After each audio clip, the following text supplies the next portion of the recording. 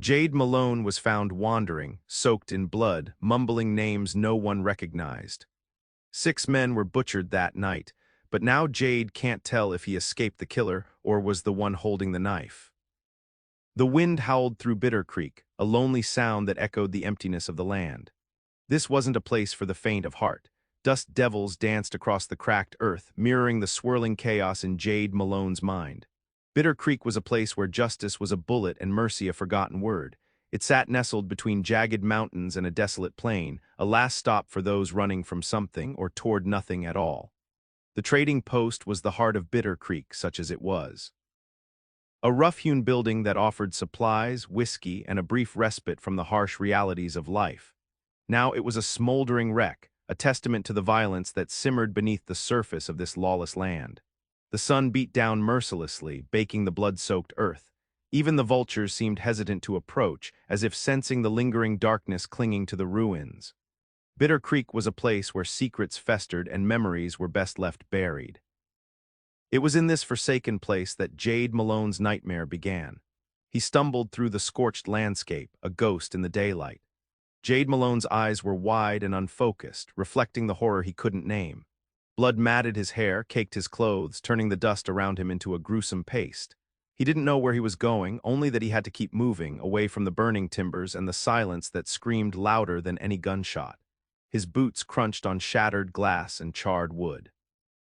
He vaguely registered the metallic tang of blood in the air, the acrid smell of smoke that clung to his lungs. He reached out, his fingers brushing against something rough and cold. A broken wagon wheel, a silent testament to a life violently interrupted. He was the only one left. 6 men were gone, swallowed by the flames and the darkness. Jade remembered laughter, the clinking of glasses, the smoky haze of a late-night poker game. Then nothing, just a gaping hole in his memory, filled with shadows. And he was a walking question mark in a land that demanded answers. Sheriff Brody squinted at Jade, his face a roadmap of hard living and weathered suspicion. "Found you about a mile from the post, Malone, stumbling like a newborn calf." He spat a stream of tobacco juice into the dust. "Care to tell me what happened?" Jade shook his head, a wave of nausea washing over him. I don't remember, just fire and screaming." Brody's eyes narrowed. 6 men dead, Malone, burned to a crisp, and you're the only one walking. That's a mighty convenient case of amnesia, wouldn't you say? He circled Jade slowly, like a predator assessing its prey. "Seems to me you remember plenty, you're just not saying." He gestured to Deputy Clem, a young man barely out of his teens. "Clem, get him some water and keep an eye on him. I got a feeling our friend here is holding back a whole lot more than he's letting on." Brody's gaze bored into Jade. "Don't try anything foolish, Malone. This town ain't too fond of secrets." The townsfolk gathered like vultures, their faces grim and unforgiving. They were a hardscrabble bunch, weathered by the sun and hardened by loss. The trading post had been their lifeline, a place to trade, to gamble, to forget their troubles for a few hours. Now it was gone, and 6 of their own lay dead. "He did it," a woman screamed, pointing a gnarled finger at Jade. "I saw him riding in yesterday with those men. He's the one." A murmur of agreement rippled through the crowd, their eyes burning with righteous anger.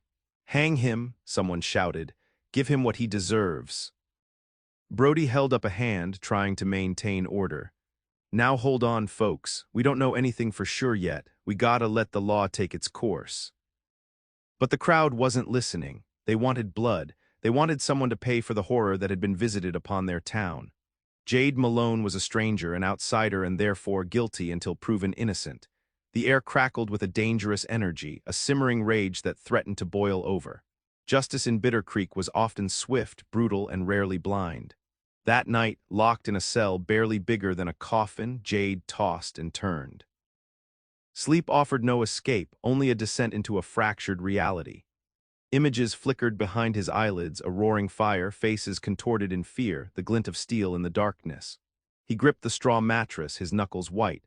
A whisper of a memory, a card game tense and silent, broken only by the slap of cards on the table and the scrape of chairs. Then the harsh smell of whiskey and sweat, a rising argument, words like knives. He saw a hand reach out, not in friendship but in anger. He squeezed his eyes shut, trying to block out the fragments, but they persisted, relentless and disjointed. Gun smoke filled his nostrils, a deafening bang echoed in his ears. He saw a shadow fall across the wall, long and distorted, holding something, he couldn't grasp it. It slipped away like smoke in the wind, leaving him shivering and drenched in sweat. Was he a witness or something far worse? The question clawed at his sanity. The memory shimmered, a brief reprieve from the nightmarish visions. It was earlier that evening, before the fire, before the bloodshed. The trading post was alive with light and laughter. Men sat around a rough-hewn table, gambling and drinking. Jade was among them, a stranger in their midst, but welcomed nonetheless. The air was thick with the smell of stale beer and cheap cigars. Someone cracked a joke, and the room erupted in boisterous laughter. Jade even managed a smile, a flicker of genuine warmth in his haunted eyes. For a moment he felt like he belonged, like he had found a place, however temporary, in this unforgiving land. He remembered the faces of the men, grizzled prospectors, weary cowboys, a traveling salesman with a slick smile. They were all different, but united by a shared desire for companionship and a brief escape from the harsh realities of their lives. The card game was friendly, the stakes low. There was an easy camaraderie, a sense of shared humanity. But even in this fleeting moment of peace, Jade sensed a subtle tension, a hidden current of unease that ran beneath the surface. Something wasn't quite right. Brody returned to the charred remains of the trading post, his boots sinking into the ash. He poked around with a stick, sifting through the debris. Clem followed close behind, his young face pale and grim. "Anything, Sheriff?" Clem asked, his voice barely a whisper. Brody grunted. "Not much left, but look at this." He pointed to a small, ornate music box lying half-buried in the rubble. It was made of dark wood inlaid with mother-of-pearl. The top was slightly ajar.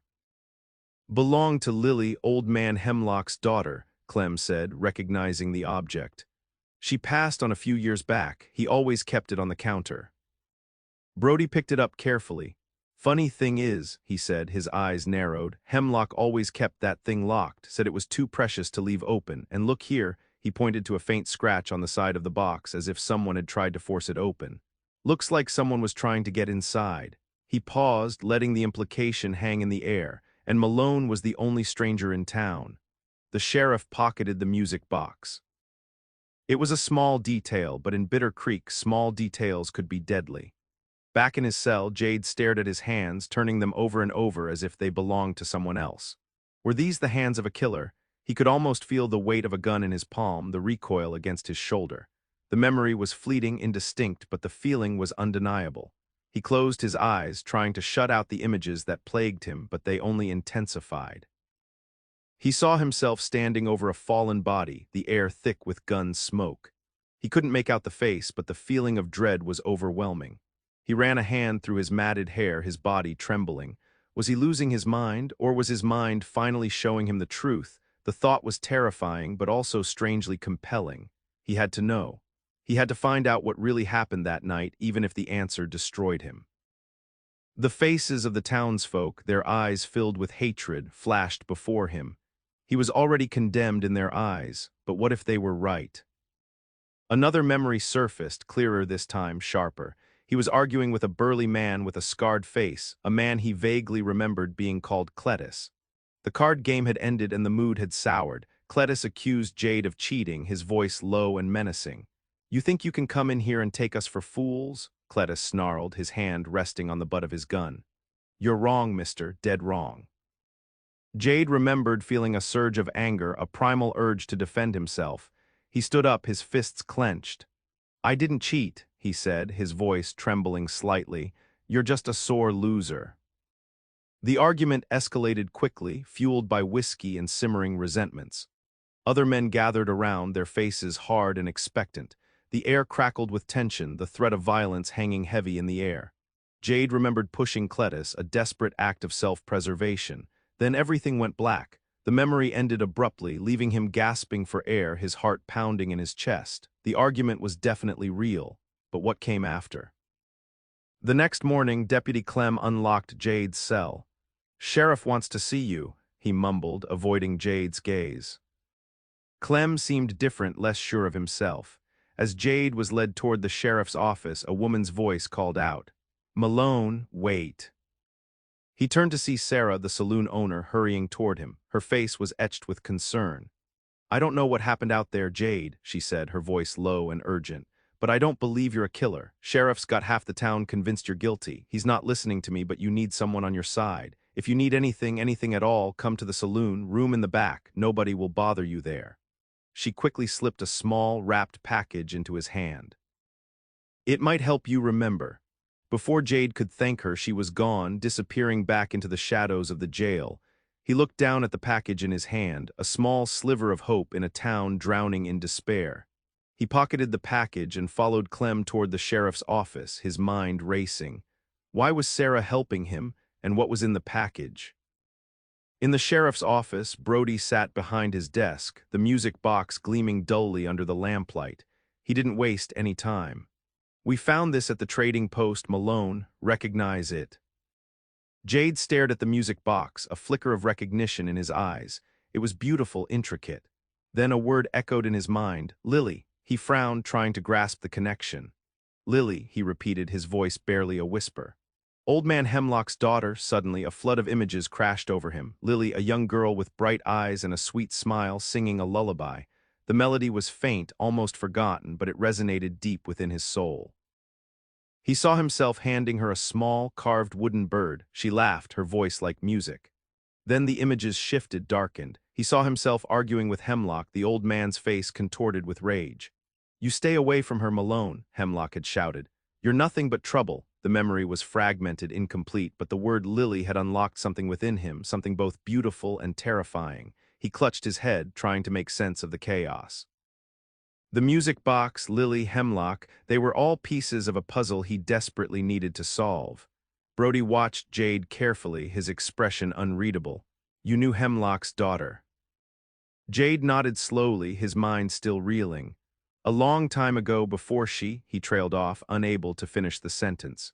"She was special," Brody said, his voice surprisingly gentle. "Everyone loved Lily. Hemlock never got over her death." He paused. "They say she had a beautiful voice, like an angel." As Brody spoke, a melody began to form in Jade's mind, a haunting lullaby that Lily used to sing. And then a phrase, "the raven's treasure." Lily had whispered those words to him years ago, pointing to the music box. "It holds the raven's treasure," she'd said, her eyes twinkling with mischief. The raven's treasure, the music box. Why had Lily called it that? And what was so important about it that someone would try to force it open? A sudden, terrifying realization washed over Jade. It wasn't just a music box, it was something more, something worth killing for. The memory slammed into him with brutal force. The massacre, it wasn't random, it was about the music box, about the raven's treasure. And Jed Malone, was caught in the middle. The memory exploded, a chaotic whirlwind of violence and fear. The argument with Cletus had reignited, escalating into a full-blown brawl. Fists flew, tables overturned, and the air filled with shouts and curses. Then, a gunshot. Silence. Jade saw himself grabbing a gun from the table, his hand shaking. He didn't remember pulling the trigger, but he saw Cletus fall, a crimson stain spreading across his chest. Panic seized him. He stumbled backward, his eyes wide with terror, more gunshots, men screaming. The room dissolved into a frenzy of violence. He saw shadowy figures fighting, their faces contorted with rage. He saw Hemlock, his eyes filled with a cold fury, desperately trying to protect the music box. Jade was moving, fighting, but he didn't know why. Was he defending himself? Was he attacking? He couldn't tell. He saw himself firing the gun again and again, but he couldn't be sure who he was shooting at. The memory was a blur of blood and smoke, a terrifying dance of death. He was there in the middle of it all, but he couldn't control his actions.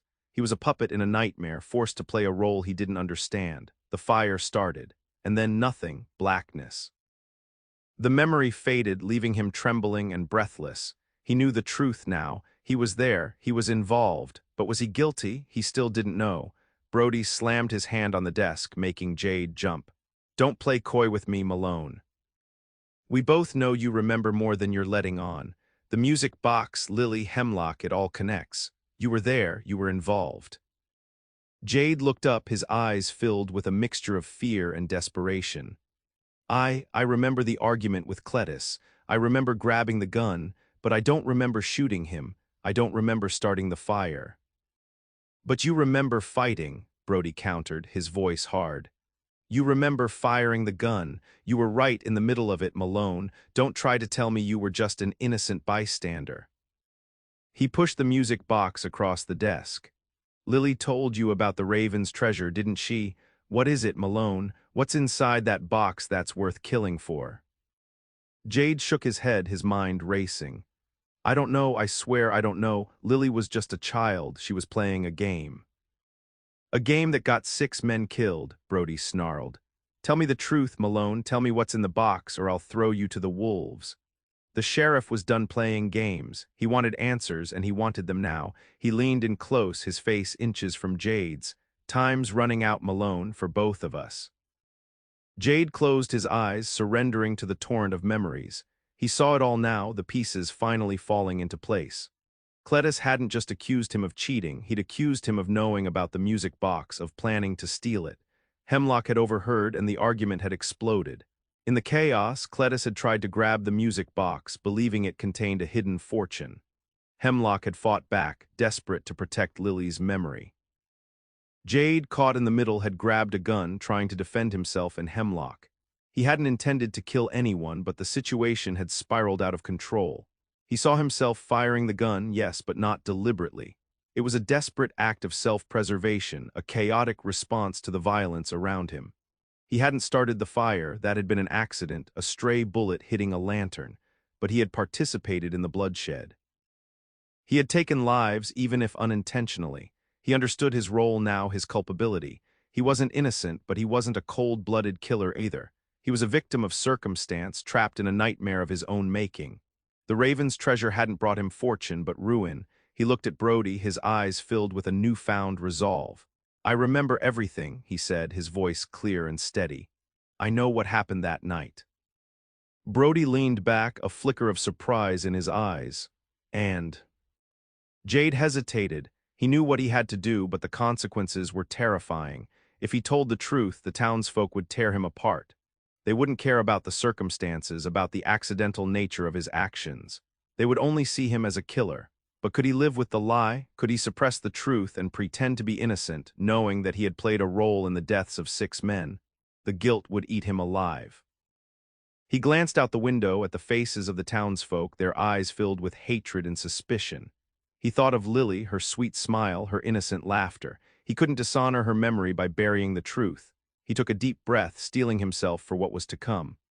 I'll tell you everything, he said, but you have to promise me one thing. You have to promise me you'll let me tell it to the town. They deserve to know the truth, no matter how ugly it is. The weight of the decision settled upon him, heavy and inescapable. His fate was sealed. Now he just had to face it. Brody agreed, his face grim. He knew what Jade was walking into. He gathered the townsfolk in the dusty street, the air thick with anticipation and simmering rage. Jade stood before them, his hands unbound, his face pale but resolute. He told them everything, his voice ringing out in the silence. He spoke of Lily, of the card game, of the argument with Cletus, of the desperate fight for survival. He didn't try to excuse his actions, but he didn't apologize for defending himself either. He told them about the Raven's treasure, about the chaos and the fear, about the accidental fire that had consumed the trading post. When he was finished, a hush fell over the crowd. Some looked at him with hatred, others with confusion, a few with a flicker of understanding. The woman who had first accused him stepped forward, her face softened with grief. He was just trying to survive, she said, her voice barely audible, but the spell was broken by a shout from the back. Liar, he's a liar, kill him! The crowd surged forward, their anger reignited. Brody stepped in front of Jade, his gun drawn. That's enough, he shouted. The law will decide his fate, but the law in Bitter Creek was often a matter of opinion. The climax was at hand. Would justice prevail, or would vengeance consume them all? The answer hung in the balance. Brody held his ground, facing down the angry mob, but even he knew he couldn't hold them back forever. Then Sarah stepped forward, pushing through the crowd. She held up the package she had given Jade earlier. He didn't lie, she shouted. I know what's in the music box. She unwrapped the package, revealing a small, worn photograph. It was a picture of Lily smiling brightly, holding a small, carved wooden bird, the same bird Jade remembered giving her. On the back, Lily had written, "The greatest treasure is love." The crowd fell silent, their anger deflating like a punctured balloon. The Raven's treasure wasn't gold or jewels, but a simple expression of love, a memory preserved in a photograph. It was a reminder of what they had lost, not just in the fire, but in their hearts. Brody lowered his gun, his face etched with weariness. He knew the truth wouldn't bring back the dead, but maybe, just maybe, it could bring a measure of peace to Bitter Creek. He looked at Jade, his eyes filled with a mixture of pity and respect. "Get out of here, Malone," he said, his voice low, "and don't ever come back." Jade nodded, his heart heavy. He turned and walked away, disappearing into the vast, unforgiving landscape. The fate of Bitter Creek and the meaning of justice remained uncertain, lost in the swirling dust devils and the echoes of gun smoke. The question of Jade's true guilt and whether he truly wanted to remember lingered in the air. The Raven's treasure, it seemed, was a burden he would carry forever.